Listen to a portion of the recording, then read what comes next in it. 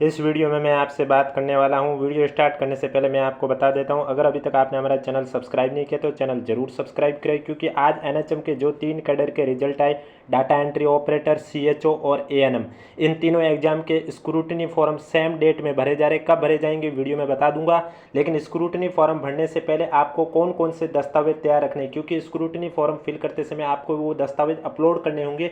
तो उसके लिए कौन कौन से आपको दस्तावेज तैयार करने हैं, इस पर कल मैं आपके लिए डिटेल में वीडियो लेकर आऊँगा। इसलिए अगर अभी तक आपने चैनल सब्सक्राइब नहीं किया तो चैनल जरूर सब्सक्राइब करें, नोटिफिकेशन भी ऑन रखिए। और आज जारी हुए तीनों रिजल्ट की पीडीएफ आपको हमारे टेलीग्राम चैनल पर देखने को मिलेगी, और टेलीग्राम चैनल का लिंक नीचे कमेंट बॉक्स में भी पिन किया हुआ है और नीचे डिस्क्रिप्शन में भी दिया हुआ है। तो चलिए वीडियो स्टार्ट करते हैं। वीडियो स्टार्ट करने से पहले एक बार वीडियो को लाइक कर लीजिए, चैनल भी जरूर सब्सक्राइब कर लीजिए। और आज 3 रिजल्ट जारी हुए, इनमें से आपका किसमें सिलेक्शन हुआ कमेंट बॉक्स में हमें जरूर बताएं। तो चलिए इस वीडियो में मैं आपसे बात करने जा रहा हूं। आज एनएचएम के 3 कैडर के परिणाम जारी हुए हैं। अब स्टूडेंट को जो डाउट आए हैं वो सब डाउट क्लियर करने जा रहा हूं इस वीडियो में। पहला डाउट ये आ रहा है कि शेष कैडर के रिजल्ट कब तक आएंगे, इसका मैं आपको प्रूफ के साथ जवाब देने जा रहा हूं।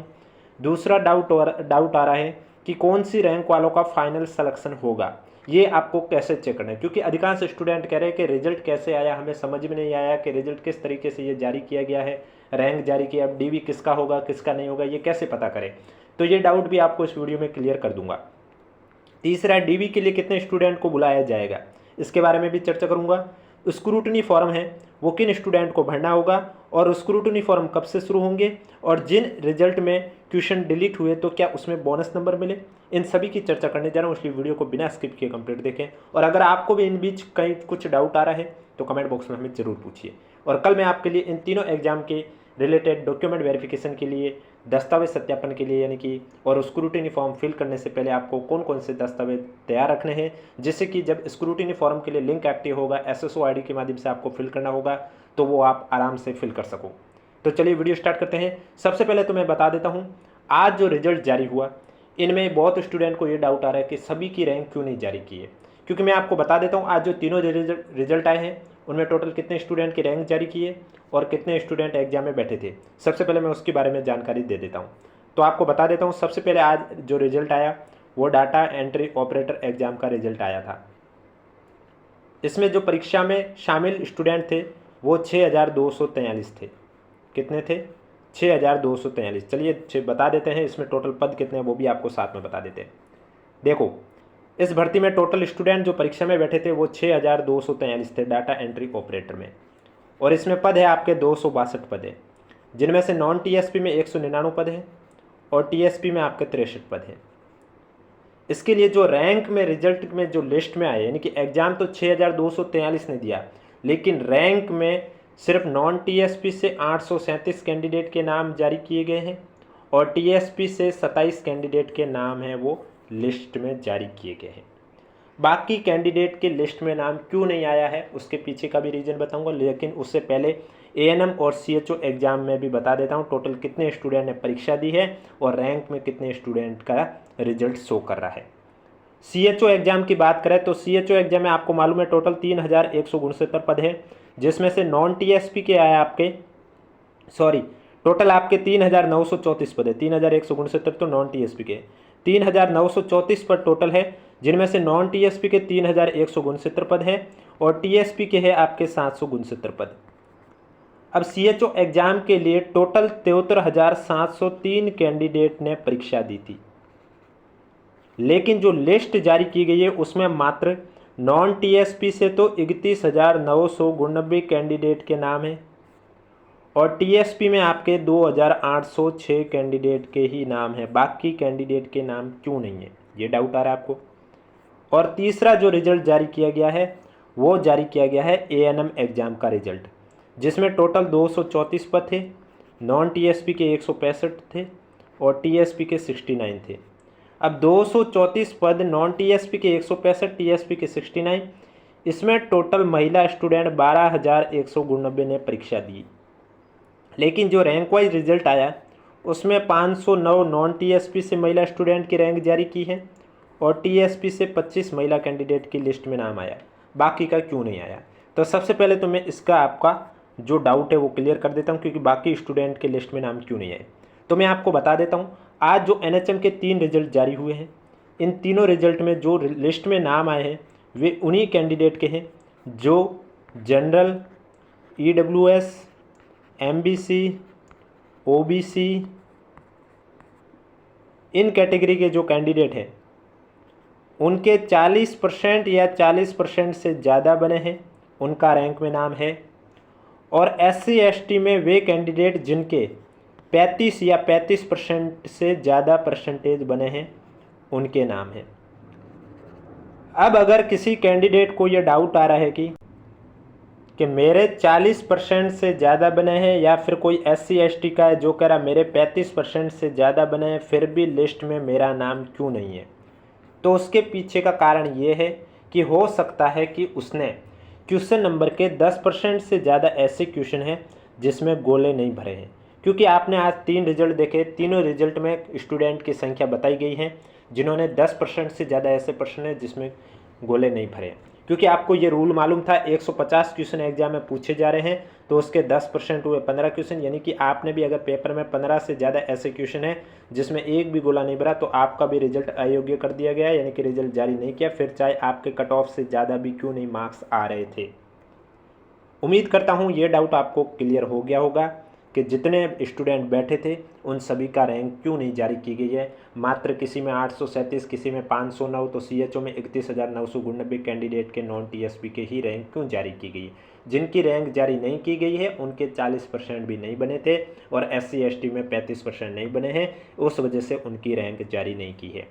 दूसरा सवाल ये आता है कि शेष कैडर के रिजल्ट कब तक आएंगे, तो इसका प्रूफ मैं आपको बता देता हूँ। अधीनस्थ बोर्ड के अध्यक्ष आलोक राज जी ने ट्वीट के माध्यम से ये जानकारी दी है कि आपको मालूम होगा NHM के जो रिजल्ट है जून में टोटल 19 कैडर के एग्जाम आयोजित हुए थे। इनमें से 4 कैडर के रिजल्ट आप सभी को मालूम है 10 अक्टूबर को जारी किए गए थे। इसके बाद आपको मालूम है और 4 कैडर के रिजल्ट जारी किए गए 17 अक्टूबर को, और आज 3 कैडर के रिजल्ट जारी किए गए हैं यानी कि 31 अक्टूबर को। अब आगे इन्होंने लिखा है 19 में से 4, 4, 8 और 3 11 कैडर के रिजल्ट आ चुके हैं, पीछे बचे 8 कैडर। इन 8 कैडर में कुछ के रिजल्ट आपके 4 नवंबर को जारी होंगे तो कुछ के रिजल्ट आपके 11 नवंबर को निकालने का प्रयास रहेगा। वो भी रिजल्ट जब भी आएगा आपको यूट्यूब चैनल के माध्यम से बता दिया जाएगा। यानी कि अब जिनको भी जिस एग्ज़ाम का रिजल्ट का वेट है तो उनका कुछ का रिजल्ट 4 नवंबर को आएगा तो कुछ का रिजल्ट 11 नवंबर को आएगा। राजमेष में पदों में वर्दी को लेकर अभी तक कोई ऑफिशियली नोटिफिकेशन नहीं आया है, और उसमें अगर ऑफिशियली नोटिफिकेशन भी आएगा तो आपको यूट्यूब चैनल के माध्यम से बता दिया जाएगा। इसलिए जिन भी स्टूडेंट ने अगर अभी तक चैनल सब्सक्राइब नहीं किया तो चैनल जरूर सब्सक्राइब करें, नोटिफिकेशन भी ऑन रखें। अब देखो, जैसा कि मैंने थंबनेल में लिखा है, शेष कैडर के रिजल्ट कब तक जाएगा, कब तक आएंगे, ये मैंने बता दिया है। डीवी के लिए कितने स्टूडेंट को बुलाया गया, अब इसकी बात करते हैं पहले। अब डाउट ये आ रहा है स्टूडेंट को कि डीवी के लिए कितनों को बुलाया, क्योंकि रैंक तो जारी कर दी गई, क्या इन सबका डीवी होगा, तो मैं आपको बता देता हूँ सबका डीवी नहीं होगा। रैंक कोई डीवी वाइज नहीं है, नहीं कट ऑफ वाइज है। ये रैंक जिनके 40% या 35% बने हैं या उससे ज़्यादा बने हैं उन सब की लिस्ट में नाम आया है। डीवी के लिए देखो, अब 1.5 गुना को बुलाना है या 2 गुना को बुलाना है ये तो विभाग पर डिपेंड करता है, और 2 गुना से ज़्यादा नहीं बुलाते, ये श्योर है। हो सकता है 1.5 गुना को बुलाए या हो सकता है 2 गुना को बुलाए, ज़्यादातर मेजॉरिटी 2 गुना को ही दी जाती है, तो हम 2 गुना को मान के चलिए। तो डीवी उन्हीं स्टूडेंट का होगा जिनका 2 गुना में नाम है। अब ये सवाल आता है कि हम कैसे चेक करें रैंक से कि हमारा 2 गुना में नाम आ रहा है या नहीं आ।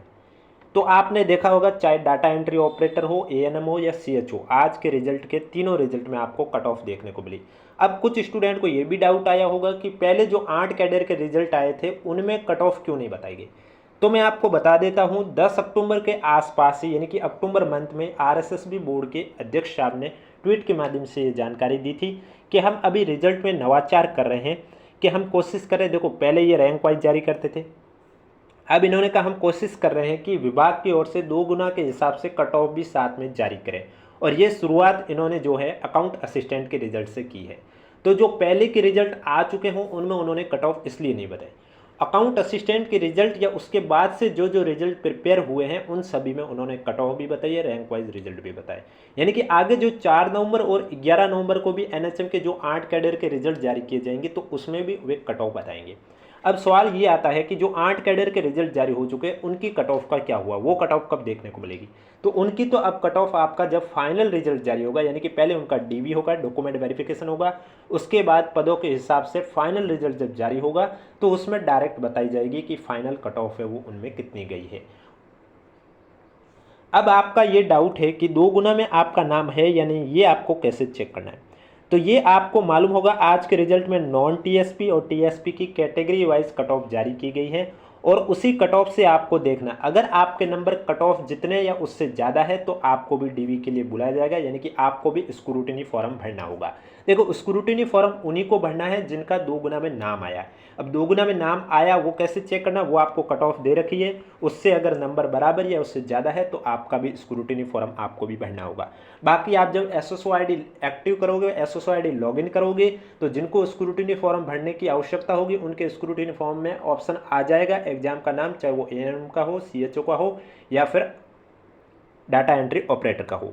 और जिनको नहीं भरना होगा उनके वैसे ही वहाँ पर ऑप्शन नहीं आएगा, तो इसलिए आपको भ्रम होने की कोई आवश्यकता नहीं है। अब स्क्रूटिनी फॉर्म आपको एसएसओ आईडी से भरना होगा, कब से भरना होगा वो भी मैं आगे बताऊंगा। तो आपकी जो भी कैटेगरी, चाहे आप एससी कैटेगरी हो, ओबीसी कैटेगरी हो, एसटी कैटेगरी हो, जो भी कैटेगरी हो, जो भी एग्जाम का रिजल्ट आ जाया है, आपका जो भी एग्जाम था उसकी आप कट ऑफ देखिए, उससे आपके नंबर अगर बराबर या उससे ज़्यादा है तो आपका भी डीवी होगा, आपको भी अपना स्क्रूटिनी फॉर्म भरना है। उससे अगर आपके नंबर कम है तो आपका डीवी नहीं होगा, बस आपको रिजल्ट में ये बताएगा कि आप रिजल्ट में कहाँ पर हो, यानी कि आपकी रैंक है वो कहाँ पर है। अब सवाल ये आता है कि स्क्रूटनी फॉर्म कब से शुरू होंगे। तो आज के रिजल्ट में आपने देखा होगा गौर से, उसमें ही लिखा हुआ है कि स्क्रूटनी फॉर्म आपके कब से शुरू होंगे।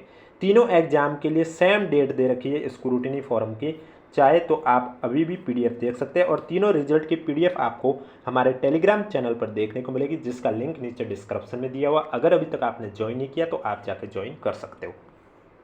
अब देखिए 2 नंबर पॉइंट आप देख सकते हैं कि इस वरीयतानुसार परिणाम में उत्तीर्ण स्टूडेंट हेतु दस्तावेज सत्यापन के लिए ऑनलाइन विस्तृत आवेदन सपरिनिरीक्षा फॉर्म यानी कि स्क्रूटनी फॉर्म भरने हेतु जो पोर्टल है वो 8 नवंबर 2025 से लेकर 14 नवंबर 2025 तक खुला रहेगा।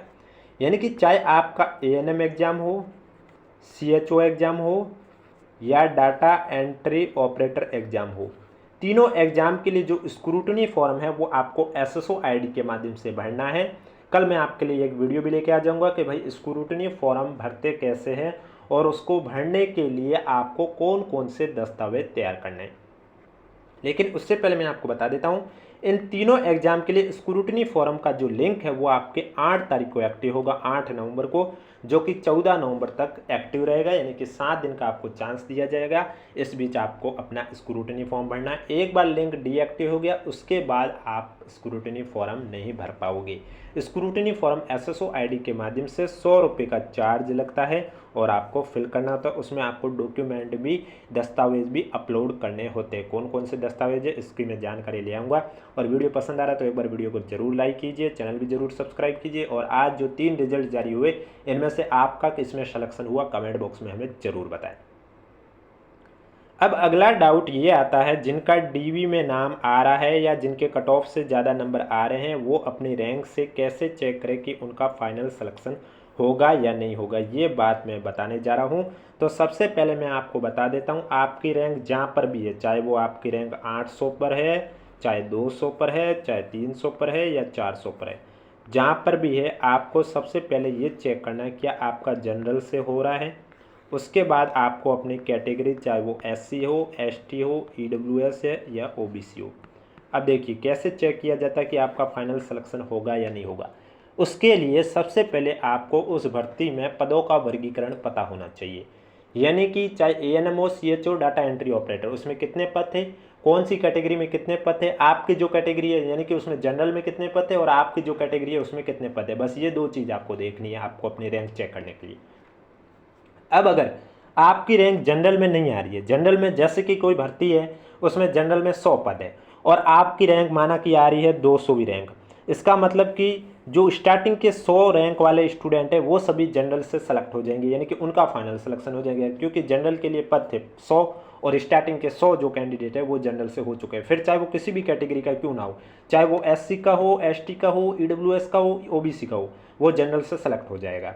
अब आपको अपनी कैटेगरी में चेक करना है, जैसे कि माना कि आप OBC कैटेगरी के हो तो फिर आपकी रैंक जैसे कि 200 है, तो अब आपको ये चेक करना है कि OBC में है कितने पद है। माना कि जनरल के 100 पद है और मान लिए कि OBC में आपके 80 पद है, तो अब आप क्या करोगे, 100 के बाद जितने भी कैंडिडेट OBC के वो आपको काउंट करना है। 100 से पहले वाले OBC को काउंट नहीं करोगे क्योंकि वो आपके जनरल से सेलेक्ट हो चुके हैं। और आपकी रैंक 200 पर है तो 200 रैंक तक आपको चेक करता रहना होगा, नंबर गिनते रहने होंगे कि OBC के कैंडिडेट कितने हैं। माना कि जब आप काउंट करके रहो तो आपको पता चले कि मेरे से 74वीं रैंक आ रही है, यानी कि 74 नंबर पर आपका स्थान आ रहा है। 100 के बाद काउंट किया और 200 तक काउंट करते रहे, तो इसका मतलब फिर आप चेक करोगे कि इसमें पद कितने। अब जैसे कि मैंने माना पद 80 है और मेरी रैंक 74 में आ रही है, यानी कि जितने पद है उतनों के अंदर मेरी रैंक आ रही है, इसका मतलब आपका फाइनल सिलेक्शन हो जाएगा। मोटे मोटे तौर पर बताए तो समझ लीजिए कि जितने पद हैं उतने के अंदर अगर आपकी रैंक आ रही है, चाहे आप जनरल से कह रहे हो या आपकी कैटेगरी से कह रहे हो, तो आपका फाइनल सिलेक्शन हो जाएगा। यानी कि किसी भर्ती में अगर 120 पद है तो अगर आपकी रैंक उस कैटेगरी में 120 के अंदर आ रही है तो आपका फाइनल सिलेक्शन हो जाएगा। और अगर किसी भर्ती में 200, जैसे कि जनरल में 80 पद है और आपकी स्वयं की कैटेगरी में 2 पद है, लेकिन आपका जनरल से सिलेक्शन हो रहा है, तो वो फिर जनरल से काउंट हो जाएगा, आपकी स्वयं की कैटेगरी की आवश्यकता ही नहीं पड़ेगी। अब किसी को भी कोई डाउट आ रहा है तो नीचे कमेंट बॉक्स पूछिए। वीडियो पसंद आए तो वीडियो को एक बार लाइक जरूर कर लीजिए, चैनल भी जरूर सब्सक्राइब कर लीजिए, क्योंकि कल मैं आपके लिए ANM, CHO और डाटा एंट्री ऑपरेटर तीनों एग्जाम के लिए स्क्रूटनी फॉर्म भरने से पहले आपको कौन कौन से दस्तावेज तैयार रखने जरूरी है, क्योंकि वो दस्तावेज आपको अपलोड भी करने होंगे और वो उन सभी के बारे में जानकारी दूंगा। इसलिए चैनल सब्सक्राइब के साथ नोटिफिकेशन भी ऑन रखें, और कोई भी डाउट आ रहा तो एक बार कमेंट बॉक्स में हमें जरूर पूछें। जैसा कि मैंने अभी आपको थंबनेल में दिया, लगता है मुझे मैंने सभी डाउट आपके क्लियर कर दिए होंगे। एक बार देख लेते हैं थंबनेल में मैंने क्या क्या लिखा था। शेष कैडर के रिजल्ट कब तक आएंगे ये मैंने आपको बता दिया। कौन सी रैंक वालों का फाइनल सिलेक्शन होगा ये भी मैंने आपको बता दिया। DV के लिए कितने स्टूडेंट को बुलाया जाएगा ये भी मैंने आपको बता दिया। स्क्रूटनी फॉर्म किन स्टूडेंट को भरना है ये भी मैंने आपको बता दिया है। DV के लिए कितने स्टूडेंट को बुलाया जाएगा, जितनी कट ऑफ बताई गई है उतने स्टूडेंट को बुला दिया जाए। स्क्रूटनी फॉर्म कब से शुरू होगा ये भी बता दिया। क्या बोनस नंबर मिले, हाँ आज आपने देखा होगा 3 रिजल्ट में से ANM और डाटा एंट्री ऑपरेटर में एक भी क्वेश्चन डिलीट नहीं हुआ, यानी कि डिलीट क्वेश्चन की संख्या 0 है, तो वहाँ तो बोनस का सवाल ही नहीं उठता है। लेकिन CHO एग्जाम में 3 क्वेश्चन डिलीट हुए। अब स्टूडेंट को ये डाउट आ रहा है कि एक क्वेश्चन 3 नंबर का था, 3 क्वेश्चन डिलीट हुए, तो ये क्या 9 नंबर बोनस मिले। तो मैं आपको बता देता हूँ ये 9 नंबर बोनस नहीं मिले हैं, बल्कि ये 9 नंबर बाकी के जो 147 क्वेश्चन हैं उनके साथ बराबर रूप से बांट दिए गए। वो कैसे बांटे गए, उसमें फॉर्मूला आपको देखा होगा, मार्क्स का फॉर्मूला रिजल्ट के PDF में था, तो उसी मार्क्स के फॉर्मूले में आपको एक की फैक्टर का फॉर्मूला देखने को मिलता है, ये रहा आपके पास। इस फॉर्मूले से वो नंबर बढ़ते हैं कैसे। अब देखो ANM और डाटा एंट्री ऑपरेटर में एक भी क्वेश्चन डिलीट नहीं हुआ, तो वहाँ क्वेश्चन आपका एक क्वेश्चन 3 नंबर का था, लेकिन अब CHO में एक क्वेश्चन 3.06 नंबर का था। वो कैसे, वो इस फॉर्मूले से। यहाँ फॉर्मूला कह रहा है मैक्सिमम मार्क्स, यानी कि आपका पेपर कितने नंबर का था, 450 का, आपने लिख लिया। Total number of question, total question 150 थे, आपने लिख लिए। फिर into total number of question, 150 question थे, आपने लिख लिए। और अपॉन में नंबर ऑफ वैलिड क्वेश्चन, यानी कि 3 क्वेश्चन डिलीट हुए 150 में से, तो यहाँ आप 147 लिखोगे। वैलिड कितने हैं जो सही है वो। अब 150 से 150 कटा, 450 में 147 से डिवाइड करोगे तो आपकी वैल्यू 3.06 कुछ आएगी। यानी कि जो दशमलव के बाद वैल्यू आई है ये वही नंबर है जो बाकी के क्वेश्चन के साथ बराबर रूप से बांट दिए गए हैं। तो यानी कि जिनको भी ये लगता है कि बोनस मिलता, बोनस बिल्कुल नहीं मिलता। और ये भी नहीं है कि ये सब्जेक्टिव पार्ट से डिलीट हुए तो सब्जेक्टिव पार्ट में बराबर रूप से नहीं, ओवरऑल में बराबर रूप से बढ़ते हैं। यानी कि अब आपका एक क्वेश्चन 3.06 नंबर का था। अब किसी को कोई डाउट है तो एक बार कमेंट बॉक्स में हमें ज़रूर पूछें। वीडियो पसंद आए तो वीडियो को लाइक कीजिए, चैनल ज़रूर सब्सक्राइब कीजिए। और जिनको भी ये नहीं मालूम है कि यह कहीं कहीं पर आपने देखा होगा आज कट ऑफ जारी हुई, बहुत जगह NA लिखा हुआ है। NA का मतलब है कि नॉट अवेलेबल। इसका मतलब ये हुआ कि इन कैटेगरी में न्यूनतम जो क्वालिफिकेशन मार्क्स है उतने क्वालिफिकेशन मार्क्स वाले स्टूडेंट मिले ही नहीं बोर्ड को।